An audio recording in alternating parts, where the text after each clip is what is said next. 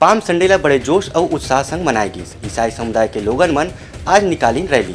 रविवार के दिन ही ईसा मसीहा यरूशलेम में प्रवेश करे रहीन। ज्यादातर विद्वान मन के अनुसार 29वीं ईस्वी के प्रभु ईसा गधा में चक के यरूशलेम पहुंचे रहीन। यही दिन ला पाम संडे के थे। दरअसल ईसा मसीह के लोकप्रियता यरूशलेम में प्रवेश करे पहले से ही चले आवत है। उनकर उपदेश के कारण लोगन मन ओला जानत रहीन। ओखर लोकप्रियता से कट्टरपंथी यहूदी मन के साथ ही साथ रोमन मन में भी चिंता के लहर दौड़ गई रही। ओ दौर में रोमन मन के यरूशलेम सहित पूरा यहूदी साम्राज्य में उनके शासन रही, जिन तरह से कभी भारत में अंग्रेज के रही।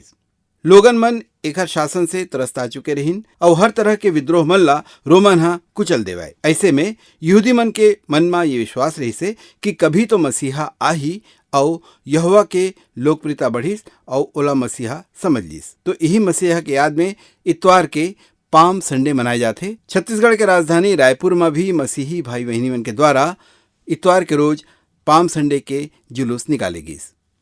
Bureau report, Uttarakhand news.